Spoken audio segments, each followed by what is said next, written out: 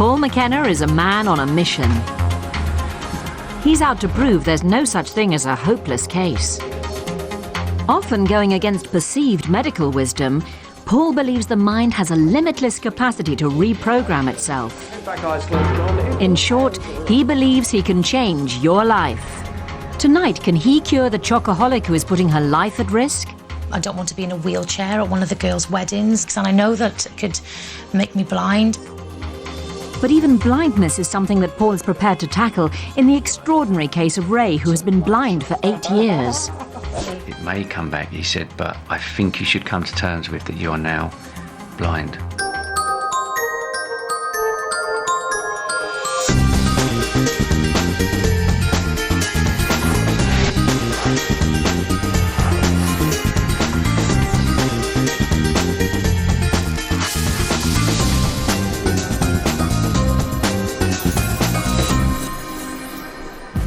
The thing is, most people spend more time these days learning to work their mobile phone than they do their own brain.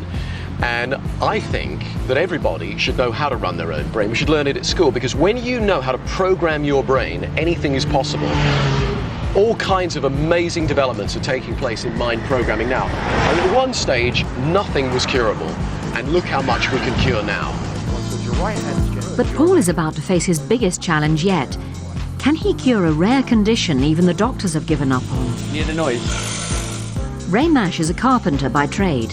He lives with his wife and 2 children in Essex. Feel that there, you've gone wrong. Feel that there. But Ray has not lifted a hammer in a long time.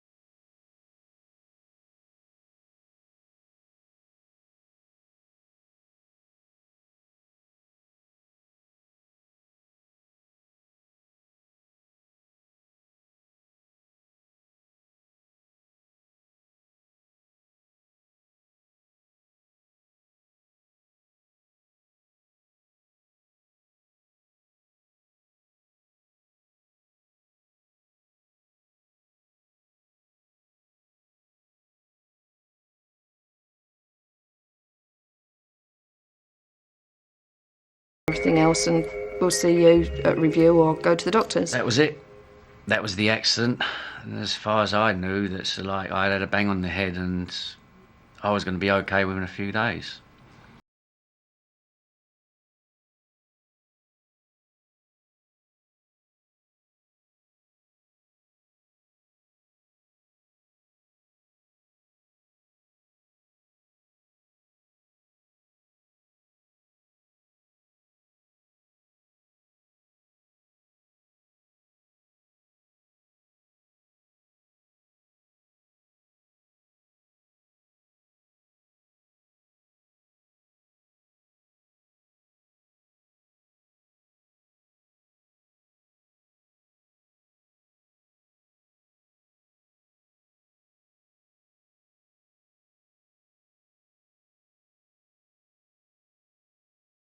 And we can't get it back. He said it doesn't want to see, so what I'm going to say to you now is go away and enjoy life for what you've got. Maybe it may come back, he said, but I think you should come to terms with that you are now blind. It wasn't for me such a shock, and I couldn't let it be because it was too much of a shock for Ray. So he was devastated. I said, well, I come here on the potential I was going to get my eyesight back. I've been told this. I said, but how dare you just come to the bed and do what you've done? I said, you just destroyed everything that I had. I said, you just destroyed it, just dismissed everything. I walked out there and I was crying like a baby. Someone telling you and it actually sinking in that your dad is blind is a lot to take in all at once. When we used to walk down the streets, we used to get like, oh, look at that blind man over there. And watching my dad go through that, it was hard. Unable to find a cause for Ray's lack of sight, the medical profession concluded that Ray had an extremely rare case of hysterical blindness, more common with soldiers in the First World War. Hysterical blindness is a condition usually temporary, which occurs in people who are facing some extreme personal dilemma, a personal situation which they find very difficult to face. And the blindness is not due to any demonstrable physical cause, but nevertheless is genuinely experienced. Both Ray and his family had to come to terms with the fact that his sight may not return, and life may never be the same again. Lovely, thank you very much. We was always together, always laughing and joking. Gavin and I'd be doing football, Sarah and I'd be taking her horse riding.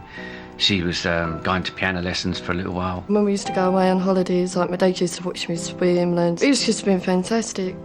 We worked for our holidays and our children and just making a good life for ourselves. We'd play run-outs, play cricket, play football. We was kids ourselves. We was just a healthy family. Housebound, he fell into a deep depression. Within this time now, I've really gone downhill. I wouldn't talk to people, I wouldn't go out. I was never laughing and joking with the family. It was very serious. I didn't know how to talk to him. I didn't know how to be a son to him. It came to a point where I was in the kitchen and I just physically turned around and said to him, right, enough is enough. She said, you've lost your eyesight, but we've lost everything. Where you done everything, we've got to do it now. They've got to help you, where you should be helping them. And there was a few words, and I actually got the dinner thrown at me at this particular time. And we never spoke for 2 weeks. That was how it was. And then 2 weeks later he said, I'm sorry, you're right. Can't live like this. And from that day was when we started moving forward. Your hands as tightly as you possibly can. But it was a night out that was to prove an even bigger turning point. Tighter, hand tighter. Who might like to find out a little bit about the power of your imagination? It was a show that was to change Ray's life. Inspired by what Paul was able to achieve on stage, Ray contacted him at the stage door. And sleep. A note came round asking me if there was anything that could be done for his condition. And I remember the moment I met him, shook hands with him, I got filled with a warm feeling. I thought, what a lovely man he is. He's such a really nice man. And I also got the feeling I could help him too. I didn't know if I could help him to restore his eyesight, although I was filled with the idea that it was possible. But what I was absolutely convinced about was that I could make him feel better in himself.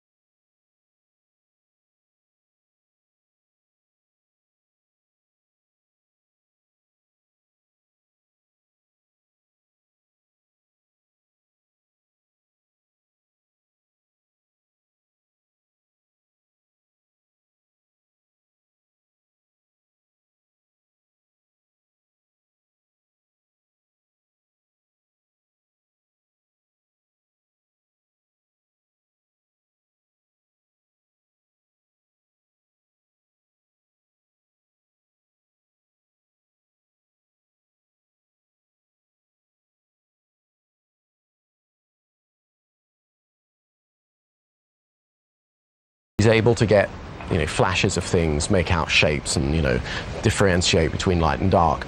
But we haven't really made any astounding progress. And I think I know why that is, because I've been working in a dimly lit room, assuming that dimly lit and dark, really not that big a difference. But to somebody who can't see, there's a massive difference because their light sensitivity is going to be far greater. That's why his eyes roll up when he opens his eyelids, to protect him. So what I'm going to do is work in a very dark room, completely dark room, and build the sensitivity a step at a time to help re-establish the feedback mechanism between his brain and his eye muscles. Going to have him tense his fist and tense his eyes, and then relax his fist, relax his eyes. The brain will fill in the rest. What I'd like you to do now is to tense the fist and tense your eyes at the same time. So the two are tensing up. So tense eyes, tense fist. Practice. Tensing fist. By tensing and relaxing Ray's hand and eyes together, Paul is trying to reduce the spasms in the muscles around the eyes. There's less flickering of the eye.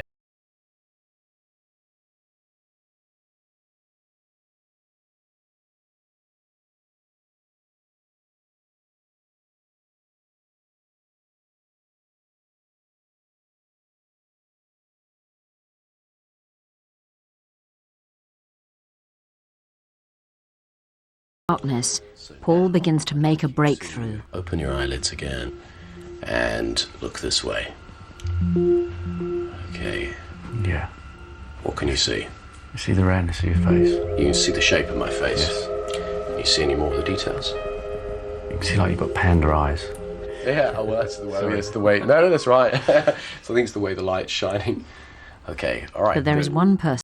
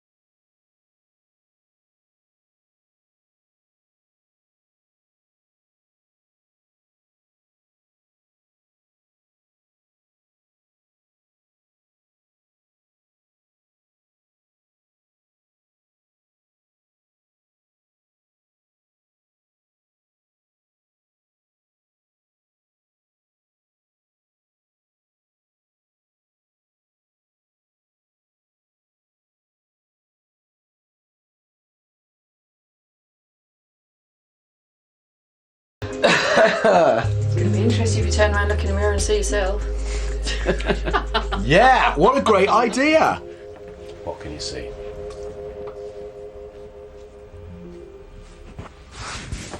White t-shirt. What else? See Karen? See Karen. And what colour is your hair? It's black. Yeah. No, be truthful. I can't tell you how good it feels to see you seeing more and more, Ray. It really does, you know. It does mean a hell of a lot. I know. Yeah, it does. And when you saw Karen's face earlier, that was a beautiful moment. Oh, I don't know. Hair done for you. Hair done for you. Oh, you put your makeup on. She hasn't been down the gym so much, though. In part 2, Paul makes another remarkable breakthrough. It's one of the biggest steps I think I've done since I've been like this. And can he stop Sharon being killed by what she loves? I can't go to bed at a night without a bar of chocolate before I actually do go to bed. I can't.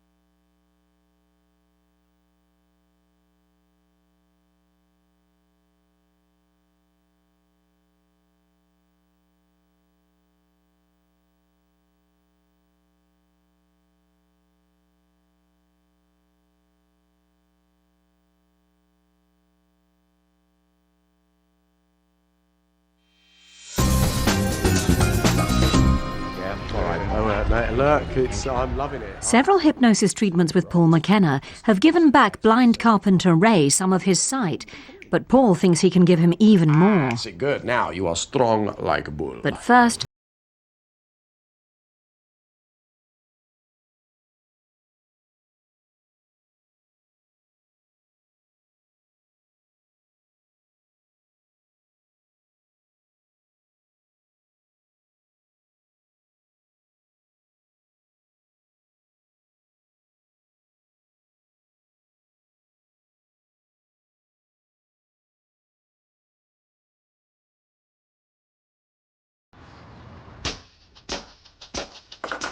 she starts the day with good intentions.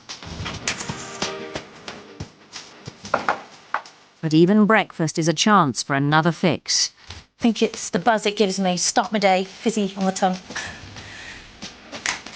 If they were to stop production of Coke, chocolate, I don't know what to do. Although she drinks 8 cans a day, it's not her first drug of choice. There's always chocolate in my fridge. Not for the kids, for me. But the buzz she gets from all things sweet is one that could eventually kill her. What are you going to do now? I'm going to test my blood sugars now. I do this before I eat my meal every morning. Sharon is a type 2 diabetic, which means too much sugar in her bloodstream could prove fatal. Just a little prick, and then you just apply it to the end of the little strip there. And what it does, it just reads how much sugar is in your blood. Ideally, the blood sugar level should be between 4 and 7. And see, that's not good. In short, she's a walking time bomb. Diabetics can suffer from complications later in life, like blindness, loss of limbs in severe cases because of nerve damage, trouble with your heart and kidneys. It's quite scary. Her high blood sugar levels mean she has to inject herself 4 times a day with insulin. So what I'm doing now is I'm just changing over the needle. I used to have 12, but I've put it up to 14 now because my blood sugars are quite high. So now I'm just going to inject it. Okay, and what I do is I just inject it here, okay? So just pull my traces down. The needle's so fine, it can go through clothes, so... And then just press that down. And that's it. It's mid-morning, and Sharon needs a fix. This is my first chocolate of the day. And I'm going to eat all of it, unless you want one. What are you feeling now? Contentment.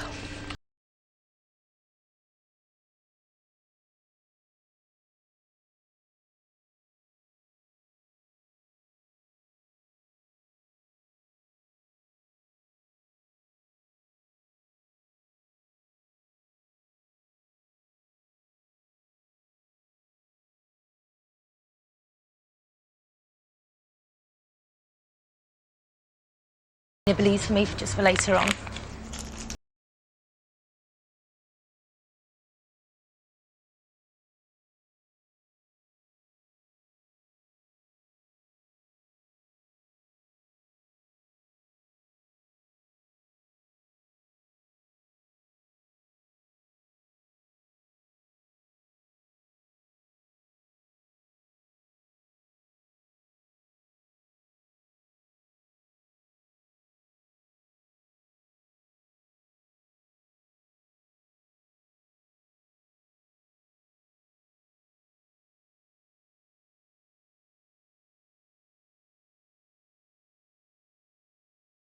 Think how bad her future health problems could be. I tend not to think of that. In my mind, it won't happen to me. I want to be able to... I don't want to be in a wheelchair at one of the girls' weddings or anything like that. I'm hoping, in my mind, it won't get me, but deep down, deep down, I know, because of all the things that I've read about diabetes, that it probably...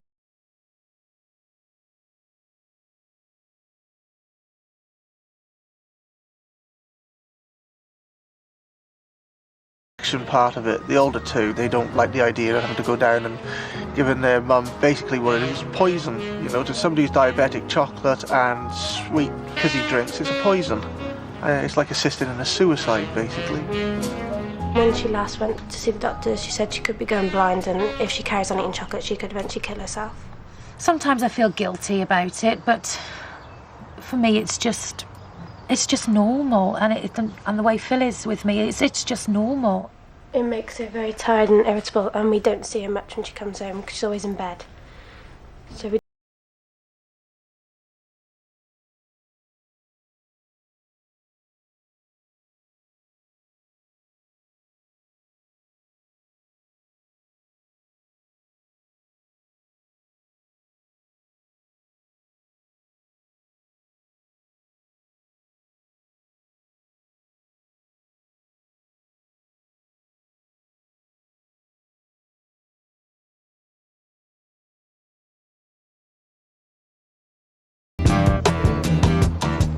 Back in London, Paul has read Sharon's case notes and decides to give her a call.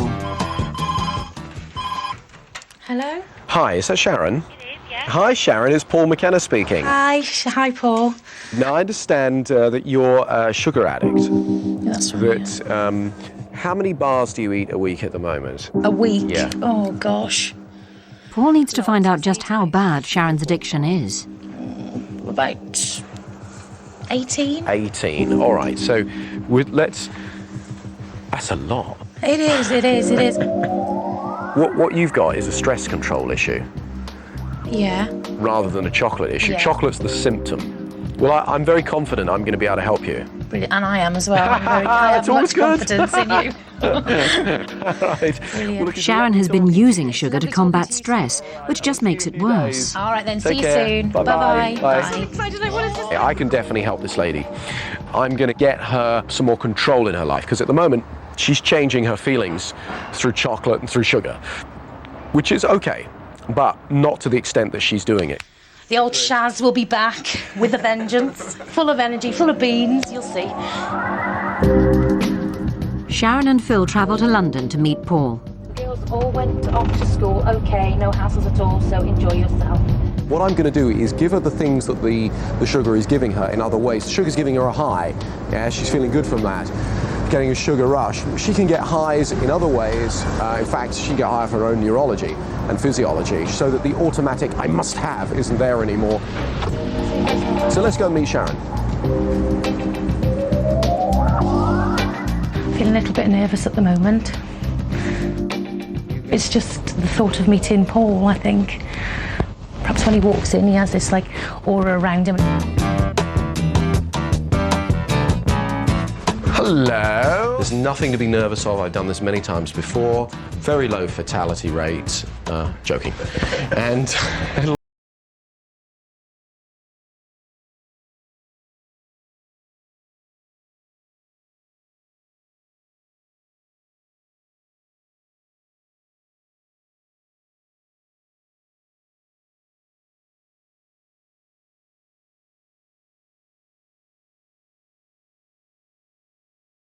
I do. you do. I always do. Let's take the wrapper off, I've only shall had, we? I've only had... Oh, look at that. Oh, even the way it opens is sort of pornographic, isn't it? The sound of it open. All right, so let's take a little look at that. On a scale of 1 to 10, where's your desire for that? 10. 10. Excellent. Well, we're going to have to put a stop to that. What seems like an opening conversation is in fact full of hypnotic messages. Endorphins. And you know what endorphins are, yeah? They're the body's natural painkillers. Natural painkillers, natural opiates. Endorphins control pain, you're right, they create pleasure. You get a release of endorphins when you relax deeply, when you laugh. You know when you laugh so hard, your sides ache. Everyone is using something, be it alcohol, gambling, drugs, sex, shopping, you know, I don't mind, yeah? Everyone needs to change the way that they feel through some means or other. And what I want to do is to pull the major stressors in your life out and recode them. Tell me which food it is you hate. Which food I hate? Yeah. Yeah. Bananas. Bananas. Bananas. Could you eat a banana? No, Oh, I can't eat excellent. bananas because of why the is that? texture. Yeah. And when I go to swallow it, Yeah, it's in the back of the fantastic. All right, so what we're going to do is a little bit of conditioning. It's a bit like Pavlov's dogs. I don't know if you've heard of him, the famous Russian scientist. He'd feed his dogs, he'd ring a bell, feed a dog, ring a bell, feed a dog, ring a bell. Eventually, he'd just ring a bell and their mouths salivate. Now, there's no logical connection between food and bell, but he created one by having the two things happen at the same time. So I'm going to ask you to think about a food that you hate, and amongst other things, something else that would repulse you. And I'm going to reach over and touch you on the arm. And I'm going to do this several times until eventually I just touch you on the arm and you get a feeling of repulsion. So what we're going to do is I'm going to ask you to think about bananas. Close your eyes and imagine a big plate of bananas. Ooh, lovely peeled bananas sitting there. And you have to eat one. And take a bite of the banana. I know, I'm sorry, I need a little discomfort before I make it so that you're more in control of your life, yeah? Are you okay with that? Yeah. Okay, cool. Paul creates what are known as anchors in Sharon's subconscious by repeatedly touching her arm as she thinks of negative Do it now. thoughts. Close your eyes and do it now. Eat the banana. That's it. Move your mouth in the motion of, and chew the texture. Chew the texture of the banana. Oh, there you go. And chew it again. Then swallow the banana down. Oh, that's awful, isn't it? It's like I'm a celebrity, get me out of here, isn't it? There you are. This is your cockroach, isn't it? Yeah. Okay. Is there anything you hate more than bananas? Black pudding or yeah. Oh, yeah. Or faggots or anything like that. Black pudding, faggots and bananas. So imagine a lovely pie of that, a big plate of it. Close your eyes and imagine it, and take a big spoonful. You've got black pudding, faggots and bananas, all mixed together, and go and take them into your mouth. This process is repeated again and again until the new anchor is firmly embedded. Scooped up a handful of human hair from the floor of a barber's shop and sprinkled it in. There you go, lovely. Sprinkled in, close your eyes, imagine a big mouthful. That's it. And chew on that. You can taste it. It's hairy. Go on. It's hairy banana faggot black pudding pie. There we go. That's it. Chew on that. That's it. You can taste it. Oh, it's so hairy. Oh, that's it. And swallow it down. Oh. Okay. And then stop. Okay. Stop. That's disgusting. That is disgusting, isn't it? Absolutely disgusting. Finally, we got there. Absolutely because, disgusting. you know, I need to take you to a point where that's it. That's the state I'm looking for, yeah? If people go, ooh, it feels mildly unpleasant, it won't be enough leverage to collapse the old addiction to chocolate. We're going to make it so big that you can't get a handle on it. Make it really big and bring it in closer. Having created an anchor for feelings of disgust, he prepares to use it to collapse her desire for chocolate. Banana, faggot, and black pudding, hairy chocolate. There you go. That's it. Munch on it, all of it.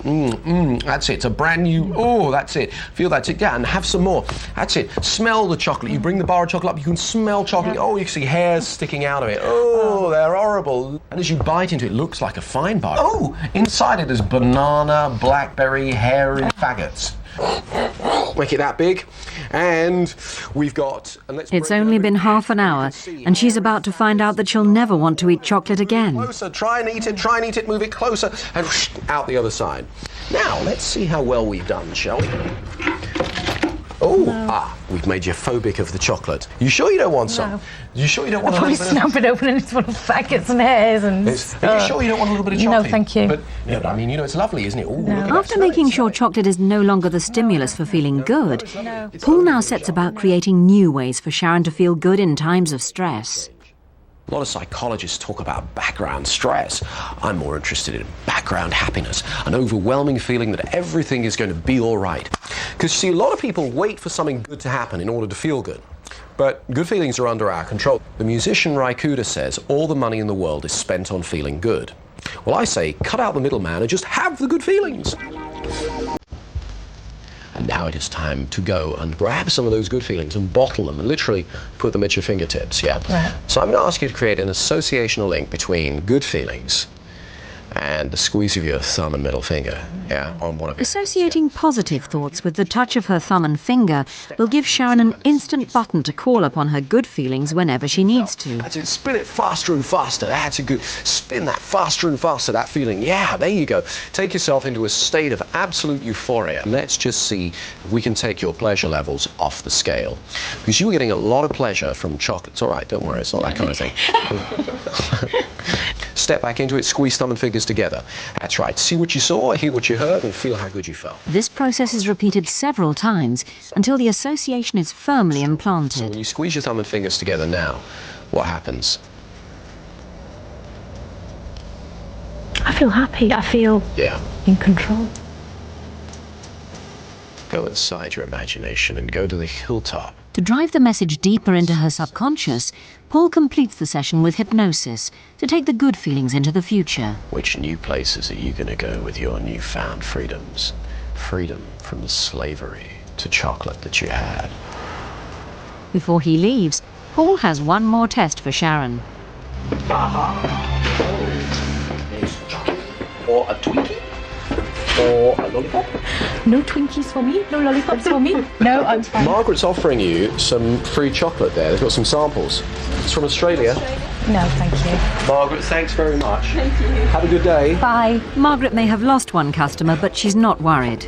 I don't think Paul can hypnotise all the people all of the time, so I think my business is pretty safe. Sharon's almost lost for words. I don't know what he's done. He's Paul McKenna, that's what it is. They celebrate over lunch at a local patisserie. But the new Sharon shuns the offer of cakes. I don't think so. No. Instead, she goes for a savoury option. It's delicious. It's lovely. With one treatment, 8 years of destructive sugar addiction have been undone. Paul McKenna. Thank you, Paul. Sharon will not desire chocolate in the future. I've given her positive chemical changes in her body without chocolate. A few weeks on and Sharon is still enjoying a sugar-free lifestyle. Even a family day out to the local chocolate factory is not enough to knock her off her sugarless wagon. Forget your troubles, come on, get happy. You better chase all your cares away. This would have been a heaven for me, yeah, it would have. It would have. I'd have eaten everything. I'd have taken a sample of everything. Sunshine, come on, get happy. The Lord is waiting to take you. A deadly habit of 18 bars a week and 3 cans a day has been replaced by healthy eating and drinking water.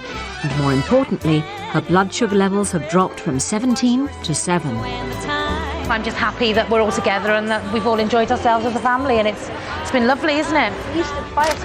Yeah, I know. Come on, get happy. You better chase Chocolate is always there for you when you don't have anyone's shoulder to cry on. It normally was with me before, so I don't need it. Not anymore. If I hadn't gone to see Paul, I don't know which road I would have gone down then. But what he's done for me has changed my life. Paul has been treating blind carpenter Ray Mash for several months. They've made remarkable progress, and Ray can now see light, shapes, and perspective. That's a book. Getting them to imagine things and then superimpose them over what is the real world. So that will help his brain to kickstart the process of seeing again, which it appears to be doing. But Paul wants to push him even further and sends Ray to a healer to help calm the muscle spasms around the eyes. A favourite of celebrities and royalty, Seka Nikolic works on clearing energy blocks around the body, which Paul believes enhances his treatments. Ray has been living as a blind man for the past 8 years. Paul thinks if he can shed the image of a man with disability, it will increase Ray's self-confidence and thereby stimulate more communication between his brain and his eyes. Today, we're going to reinforce everything that I've already been doing. Yeah. So, if you like, I've provided training wheels in the process of re-seeing. So, what we're doing is we're finding out that it's okay to allow more and more light in. We're finding out that he can begin to recalibrate the signals between his brain and his eye muscles. It's a particularly bright, sunny day today. Match your eyes to his eyes. Just do it again. Paul begins the session with exercises to strengthen Ray's eyes. To look down as far as you can, and with all your efforts, open your eyes as wide as you can. And then tilt your head back. Good. Okay. There you go. That's it. A little more. That's it. That's good. What's cool now is you're saying look down, and they're doing it a bit. You're saying eyelids open, and they're doing that. You're definitely opening your eyelids. He then uses hypnosis and visualization techniques to help Ray picture life without glasses. Imagine walking around the house without the glasses. Imagine a very short journey without the glasses. Going to places and meeting people and seeing people, and have those new choices from now onwards and integrate them into your ongoing experience and behavior. Coming up, Ray receives some shocking news that sends him reeling. I wasn't too sure whether I would laugh, cry. I really didn't know what to do.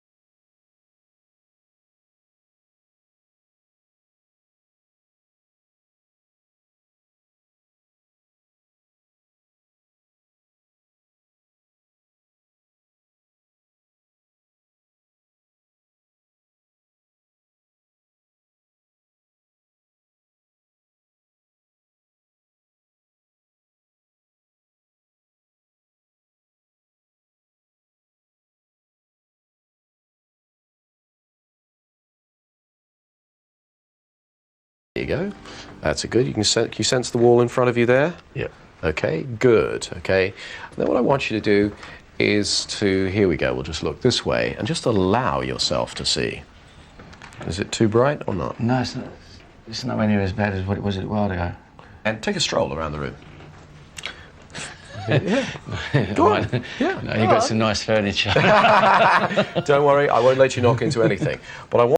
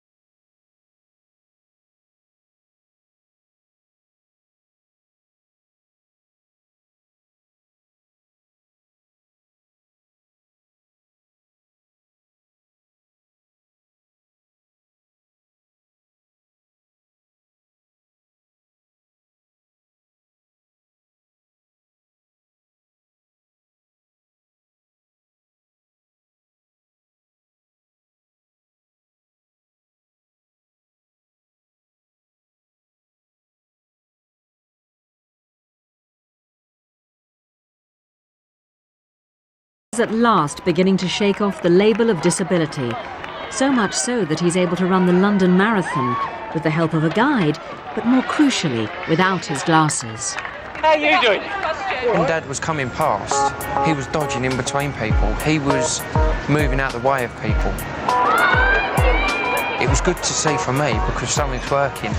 So that means he could see. Very weird seeing people as we go through. Yeah. You see the outlines of things, it's very weird. It is a remarkable turnaround, but how much has his eyesight actually improved? So you hit the front of your head first, yes, and then fell backwards and hit the floor, the ground with the back of your head. Back of the head hit marble granite. Yeah. A visit to London's Moorfield Eye Hospital confirms that Paul's work has indeed made a difference to Ray's sight. That's with? Makes it bigger. I'm going to shake my hand. I want you to tell me when you first see my hand shaking. Now. Okay, if I was carrying out some tests and I was moving my hand in like this, he could appreciate that my fingers were wiggling. Now. Yep. It's like a square thing. Good. He could appreciate my hands where the borders of the charts were. He could actually see my hands moving as well. Yeah. Standing in front of you now. Yeah, it's a little square. Yeah. You've got two of them. Shapes, outlines and perspective are beginning to come back into focus. Both exactly the same, yeah, are they? Both round in the middle, but they've got white going round like a footny bit. Okay. And then you've got like grey in the middle. You've got your hands. Yeah. It would appear, certainly in his mind, that there's been a huge leap forward in the amount of vision that he now has. For Ray, given that he's at the stage where he only had light perception, to now being able to make out objects, and in fact, to some extent being able to reach out and pick up objects with a reasonable degree of accuracy, implies that he has made some progress.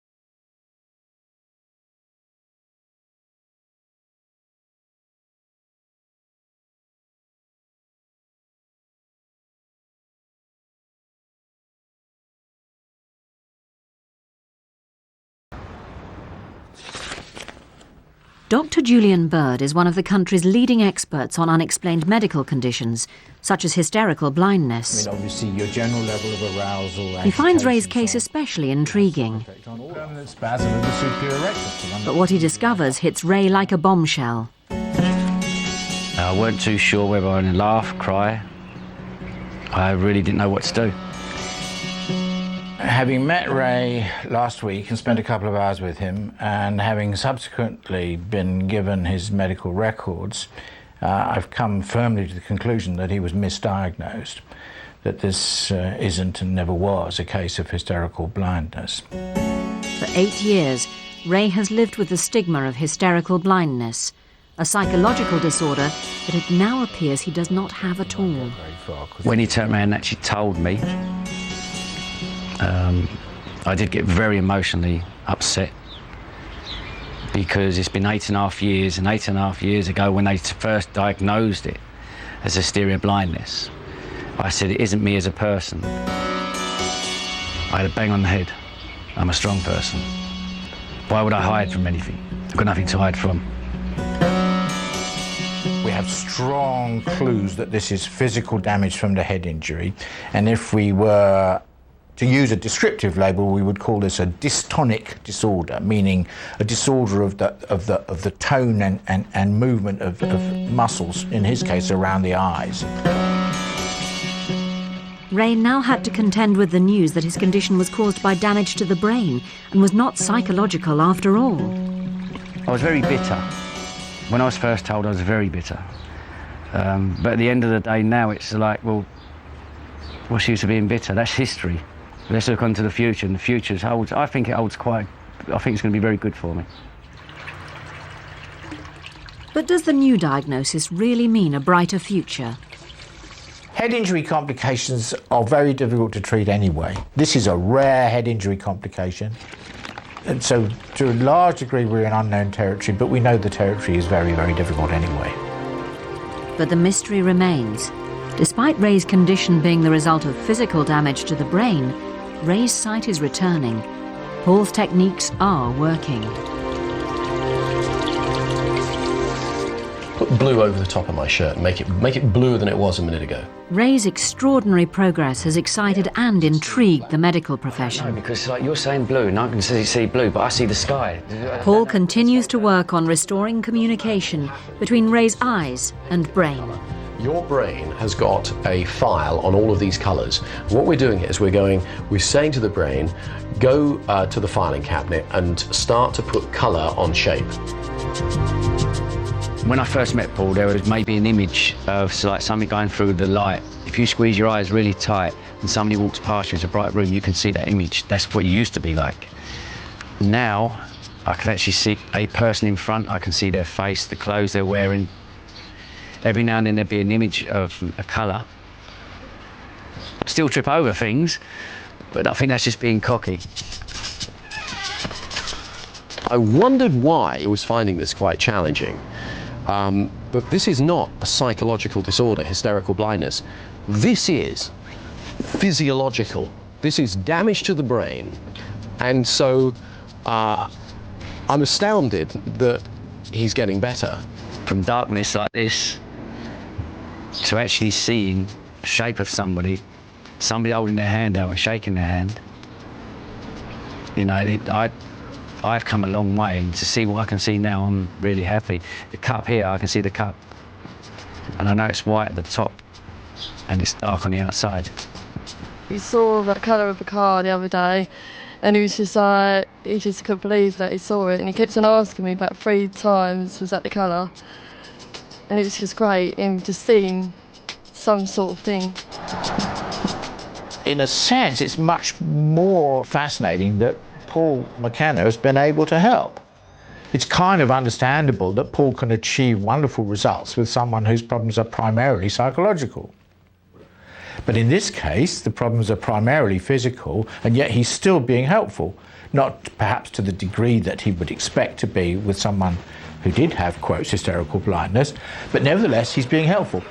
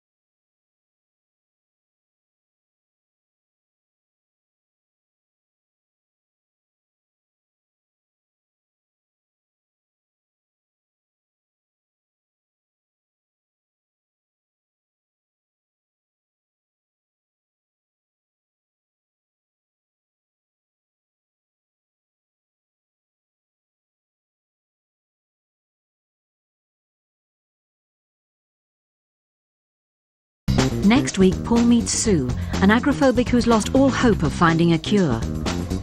Ryan, who risks losing his fiancée if he doesn't give up gambling. And Ray, who thinks his flying phobia is too strong even for McKenna.